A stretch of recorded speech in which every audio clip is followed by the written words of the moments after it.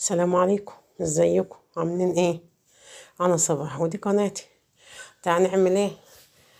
وصفة جديدة للفراخ المشوية مع بعضينا. هنا حطيت معلقتين زيت في الصينية، وده يجي كيلو بصل قطعته جوليان، وده نص معلقة كمون، نص معلقة 7 بهارات، سمان، معلقة صغيرة مليانة سمان، بهارات فراخ، كاري، معالق صغيرة مش مليانة، ده ملح معلقة برضو من المعلقة اللي بوريها لكم دي الصغيرة، معلقة الشاي. وده معلقة مليانة كبيرة ليمون أو ليمونة كبيرة معصورة. وهنهرق البصل بكل المكونات اللي احنا حطيناها عليه دي لحد ما يدبل ويبقى طرف ايدك كده، وهرقيه هرقة حلوة، هتلاقيه دبل وقله كده وخسه.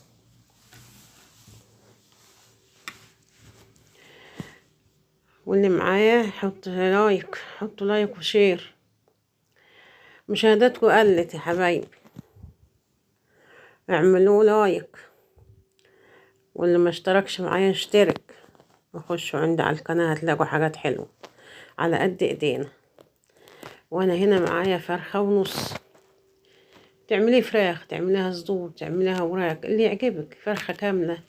انا هنا غسلت الفراخ وصفتها، ما كانش فيها نقطة مية، ومسكتها بالبصل المتبل ده، ودعكتها كده حكة حلوة، ومشرحاها كده تشريح كده في فتحاتها، عامله لها فتحات بوريها لكم. وبرضو دعكتها دعكة حلوة بالبصل. وهنستعمل نفس الصينية، كل الفراخ تدعكيها دعكة حلوة بالبصل عشان تاخد من كل اللي من البصل ومن التوابل ومن الحاجات دي، وتحيق.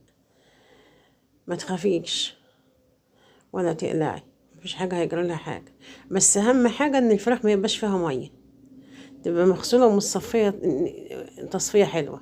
ده ما كانش متشرح فشرحته ويركب معاكم. البصل مدعكناه بالملح والفلفل وبقية التوابل، دبل ومبقاش يقرش، بقى طاري كده في ايدك وتدعكي بيه زي ما انت عايزه. وصفة جديدة وبسيطة وما فيهاش توابل كتيرة ولا حاجة.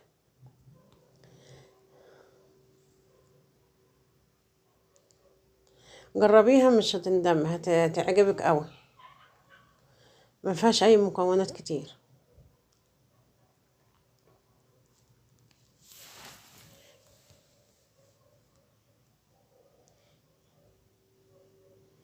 دعكة حلو كده، دعكتها جامد بالبصل، وحشيت ما بين يعني سبت شوية بصل كده ما بين الجلد واللحم في الفراخ. حطيت شوية عشان ايه، تمطيم اللحم يطر البصل ده يطر الفراخ مع التوابل اللي فيه. وده تبس رمان، معلقة كبيرة مليانة، وهندعكم تاني معلقة كبيرة مليانة تبس رمان، ومعلقة صويا صوص. لو واحدة منهم مش موجودة التانية الست، مفيش ممكن تحط معلقة خل تفاح أو خل أبيض. وأنا حطيت مع التوابل دي حطيت معلقة سكر، نسيت أقول لكم عليها، في البهارات اللي أنا حطيتها دي معلقة السكر. أنا حاطة فلفل أسمر، وحاطة ملح، وحاطة سكر، وحاطة عصرة ليمونة كبيرة، وحطيت الصويا صوص مع دبس الرمان، وحطيت نص معلقة كمون، ونص معلقة 7 بهارات، ونص معلقة بهارات فراخ، ونص معلقة كاري بالمعلقة الشاي الصغيرة. وكده بسويها وظبطها في الصينية، وهنشوف هنعمل ايه.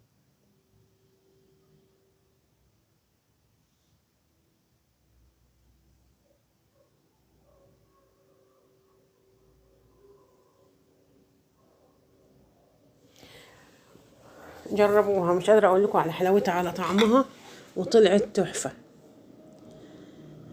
ودول 3 معالق زيت برشهم بالمعلقة اهو على الفراخ كلها. انا دهنه برضو الصينية من تحت، يعني برضو رحم مع البصل يعني. دول 3 معالق مليانين زيت. عايزة تحط زبدة ممكن تحط زبدة. انا ما عنديش ورق ألمونيا والله، بس حطيت ورقة الزبدة،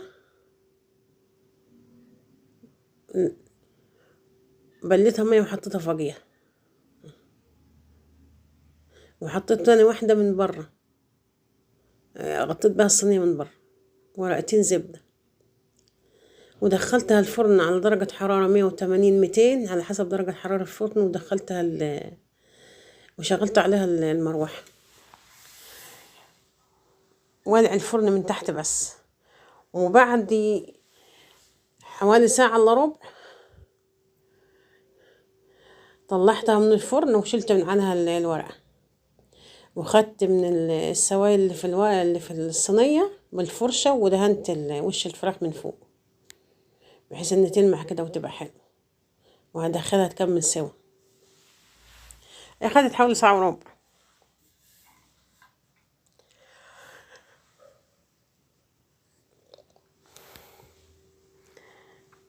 متنسوش اللايك والشير. وطلعتها بعد ما خدت يجي ساعة وربع في الفرن، وهوريها لكم. شايفين متحمصة تحمص، وكانت طرية وجوسي وطعمها جميل جدا. الفراخ دي اللي انتوا شفتوها معايا مع المحشي، بس انا يعني صورتها مع المحشي في السرفيز وحطيتها، وانا كنت عامله لكم فيها فيديو لوحدها. هطلعها في السرفيز وهتشوفوها. والبصل المكرمل طلع جميل جدا، طلع طعمها حلو قوي. ووصفة سهلة وبسيطة وما فيهاش اي حاجة مكونات غير البصل والتوابل بسيطة موجودة في كل بيت. هي بس سخنة الصينية مش عارفة امسكها حلو.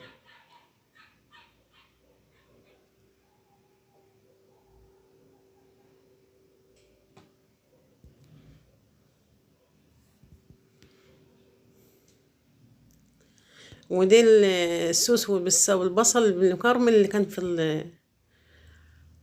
في الصينية، حطيته في طبق وحطيته على السفرة برضو. هفتحها معاكم، هقطع حتة معاكم. شايفين بيضة من جوه زي الشمع، ومستوية وطرية وشوسي، طعمها حلو. جربوها، والسلام عليكم. وعليكم السلام ورحمة الله.